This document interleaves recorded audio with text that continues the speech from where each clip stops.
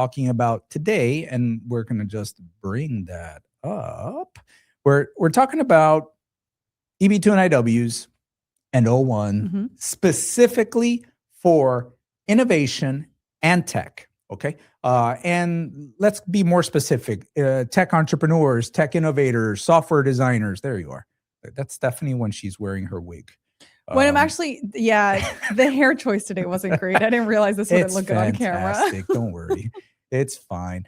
So we're talking about, what do people that are involved in technology companies, entrepreneurs, startup, this will definitely bleed into other areas of business, for example, and innovation, but specifically EB-2 NIW and O-1s. I say for me personally, I like to do the O-1 first, even though a lot of people come to us that have already done EB-2 NIWs, so we do O-1s for them. Specifically, the O-1 we're looking at is the O-1A.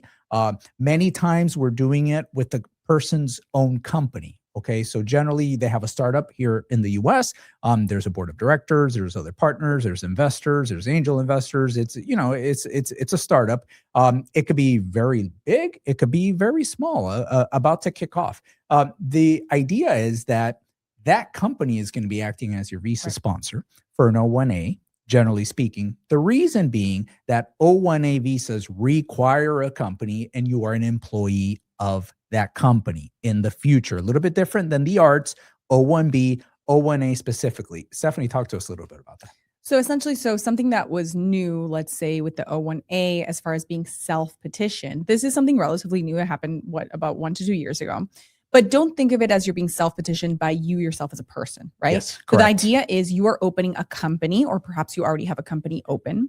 Ideally, you have a co-owner, a co-founder. That way there's someone who could sign on behalf of the company, basically a board of directors that you report to, someone else you can report to. I don't like the structure where you are the single and the only person that is involved in the company, because I want to be able to show that you report to someone, right?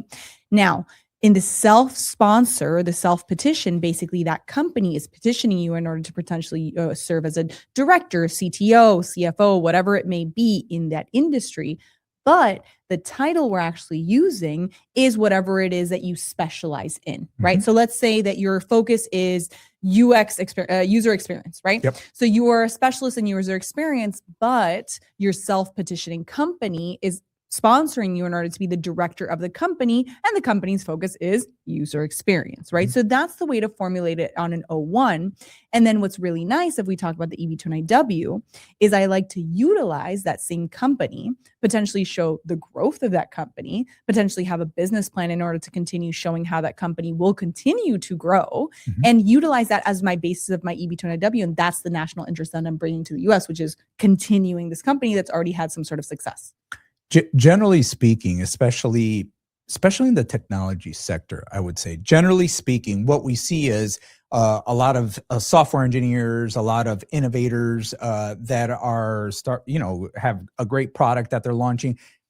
How do I tie that into the endeavor? Listen, and I know we're not giving all the background on these visas right now. We're just talking kind of generalities. We have a ton of content on our site. If you want to take a good look at EB-2 NIWs, what's general requirements, O-1As, what's general requirements, all that stuff.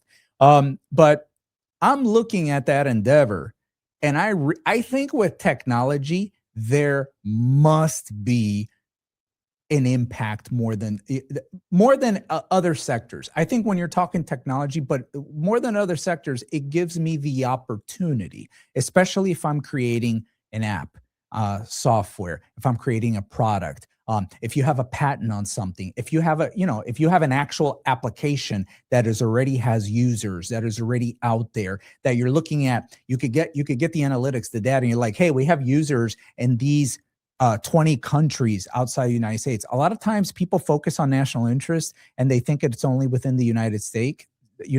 I think international interest is phenomenal for the case as well, especially when we're talking technology. So I just feel that what people are doing with technology and innovation on their day-to-day, they're creating what they need for an O-1A, definitely. And they have the possibility to roll that over into an EB-2 NIW. Many people have done the EB-2 NIW first and are trying to roll that into an O-1A. I think definitely that's that for me is a green light when I see it generally. Not everybody that has an EB-2 and NIW has a guaranteed O-1A. Let's be very clear about that, because it depends how poorly prepared or good or not great, or how it was structured, the EB-2 and NIW. So you might have to do a little homework on that O-1A, but generally speaking, I would say most cases we're able to convert an EB-2 and NIW into an O-1A. Because, for instance, one area where they sort of overlap is I want to be able to show both on an O-1A and an EB-2 and NIW that you have this sort of critical role for a company, right? Now, if it's the example that we were giving previously, which is you have this critical role in your own company, in the company that self-sponsored your O-1, and showing the importance and the growth that you have brought yourself to the company because you are the director of the company, for instance. Or perhaps we can show that you had a very critical and leading role in companies in the past, for instance, in your home country, right? So that overlaps and that bleeds into the two. If you can show the impact of the role that you had, typically using an organizational chart, and show the exact projects that you've done within the company and why you're the one that it can be attributable, the success of said project, if you can impute that success directly to you, that's going to be useful for both your O-1A and your EB-2 and NIW. So it is, a lot of this stuff is interchangeable and you can utilize them in both cases. The O-1A is simply going to have a little extra as far as what I call that public profile, that public persona. Yeah. I just feel there's such a great opportunity for somebody that is in tech and again, don't think of the Steve Jobs of the world, don't think at that level. Okay. We're not talking about that. Those are unicorns, right? So that's going to be, and you don't have to be a unicorn. And you don't have to be a unicorn for this. Okay. So we're talking, hey, you had a great idea. You developed it. You got a small team of people working on it. You have users, you have something that has an actual impact in a particular industry or sector. And I think that absolutely, this is a person that should pursue an O-1A and an EB-2 and NIW very likely. A lot of those O-1As, by the way, and I'm sorry, I know we're talking EB-2 and NIW right now, but a lot of my O-1As are EB-1s. And they're phenomenal EB-1 cases, especially when you're the CEO of the company. If you have patents, you have research, et cetera. I think it's 100% the best ideas to go ahead and do a full analysis on whether really you're more of an EB-1 or an EB-2 and NIW. But what I'm saying is O-1A, usually it's a pretty good EB-2 and NIW. EB-2 and NIW, usually it's a pretty good O-1A. I think one of the things that if you're in tech, that you should be particularly focused on, right? That could be useful for both your O-1A and your EB-2 and NIW. I particularly like, for instance, there's a lot of competitions in the tech area that you can be a part of. And that doesn't exist for a lot of other areas. For instance, there are things like hackathons, things like pitch, you're pitching the startup idea. So startup pitching competitions. There are competitions like, the Y Combinators of the world and those that have come out of the Y Combinator model, right? So because you have so many of these types of competitions in your industry, put yourself in a position to participate in them, because whatever the result may be, at the very least, even if you don't win, you have that showing that you were present there, that your company was present there, that the model that you pitched is present, and it's getting this sort of public eye and public viewing like area. An incubator as well. Incubator type thing. I would put that in there. They're very, very useful. And those hackathons, the incubators, the pitches, and all those competitions are useful for both the O-1A and the EB-2 and NIW, even if you're not winning. Yeah. Also put yourself in positions to judge them, right? That's so exactly not only to compete, but also to judge them. If you can judge, we've seen user experience competitions. We've seen, like we said, hackathons. We've seen some for developing like some sort of new application. Anything where you could be an evaluator. Being part of the incubators committee, deciding which companies are being selected and which projects are being selected. I think that's a phenomenal judging in the field of endeavor. Right. So that's very useful for both of these types of cases. Absolutely. Yeah. Absolutely. Which is, it kind of goes in line with what we're saying, which is basically what you're doing on a daily basis. Coding coding competitions. Fantastic. What you're doing on a daily basis is kind of lending itself very well for this type of case. Right. I also like when individuals are doing sort of speaking engagements. So if you're doing these speaking engagements, it also lends very well to both your O1A and EB-2 NIW, because in EB-2 NIW, it's helpful in showing that, wow, this is an individual who is recognized as an expert. So they're what's known as, well positioned in order to be able to promote this, because there's someone who's recognized as an expert in their industry. That's why they're talking to people. And in O1A, it's very useful in that context as well. Absolutely. And just generally speaking, this is in the context of an overall plan. Right. So why go O1A first? Because it's going to be faster. I love to do O1A, EB-2 and NIW at the same time. We do it all the time. Sometimes we do things like I'm doing it right now. E2 Visa, Investor Visa, beautiful company, beautiful investment, great company. And we're jumping into an EB-2 and NIW immediately thereafter. Obviously, I don't want to do them at the same time because of immigrant intent for the E2 Visa. But other than that situation, everybody thinks, oh, I need to do only one, then I'm able to progress to the next step. That is a way of doing it, but maybe in your given situation, it's not the best. Sometimes if you're doing an O1A, parallel to that, I'm also filing an EB-2 NIW just to get the clock running on that EB-2 NIW, since it's a much lengthier process than the O1A. Yeah. And then as far as the EB-2 NIW, when do I consider that over an O1A?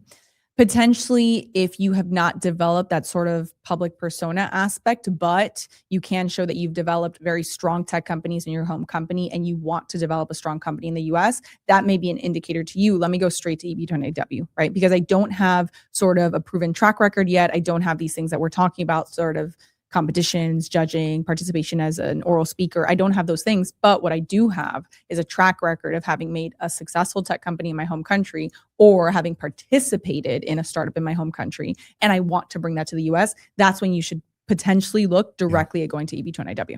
Yeah, it's a great idea. And then again, what's your plan, right? So if your plan is more long-term, definitely, this happens to me a lot. They're like, hey, Gil, we have plenty of time. I'm in no rush. So in that context, maybe we'll jump over in O1A and we'll go directly to a green card because they have the time necessary.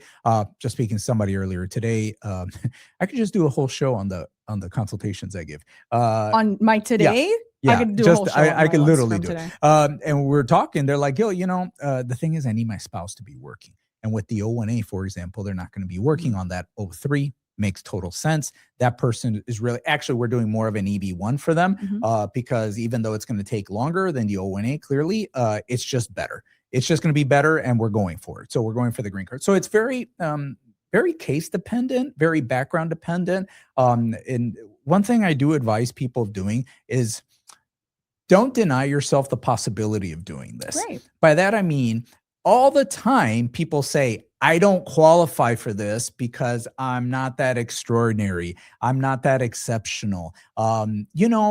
Distinction is an interesting word because people think that it means I'm at the top 1% at what I do. And if that were true, I'm not saying it's not true in some contexts, but if that were true for green cards in particular, who would have a green card? Adele and Steve Jobs. That's it? That's it. Them. Honorary for Steve. Honorary green card for Honorary Steve. because he's American. And so the truth is a lot of people will just basically, oh no, I don't qualify, oh, my friend got this, but wow, his credits are so much better than mine. This person's, their experience fantastic. They don't sell yourself short. Think Ratatouille. Everyone can cook. Everyone can build a case. I think so. And you can build a case relatively quick. I was talking to someone today, and she's a very successful software engineer, and perhaps she hasn't done a lot of this sort of extra stuff. So she's already presented EB-2 NIW. And this is, I think, a little nugget actually that's useful for, she's an Indian national, right? EB-2 NIW is going to have a longer wait time for Indian nationals. So she has her EB-2 NIW. She has it approved. But now she's like, let me go try and do an EB-1. Great point. Don't be scared that say, well, listen, I didn't have that public persona, so I went for the EB-2 NIW. I got it, but now it's a 10-year wait because I'm an Indian national. You can now you have the time. You have 10 plus years to wait on that EB-2 NIW. Yeah, take the priority date as well. Exactly where I was going with that. Yeah. So build your case on an EB-1. Start working on these extra things now, right? It'll help you for an O1 short term. You'll also be able to file an EB-1, and you can utilize the priority date from the EB-2 and NIW and potentially shave off a year or some off your wait of an EB-1. And the EB-1 wait time for an Indian national is only about 2 years. It's not bad. So it's like there's ways to do it. Don't discount yourself and don't discredit yourself, because even though maybe you're not ready now, you can be. And that was the consultation I was having today. Yep. Let's go over some questions. Questions. Heidi. Hey, Heidi, how are you? My fave lawyers. What about the EB-1 for tech engineers? Yes. Love it. Yes, it's possible. I mean, it just comes down to creating the analysis, Stephanie, and just saying, okay, patents, publications, lead and critical role, memberships. Do you have press? Have you done judging? Usually what's interesting in tech is maybe the salaries are kind of high. And you could win a good salary argument there. Maybe you're part of a team that innovated something that received an award that has a very important recognition. Maybe it's, maybe I'll lump in there like 40, under 40, people in Member the of industry. Forbes Business Council, all that type of stuff. Member of IEEE at a professional level. There we go. There's a lot. But Me? let's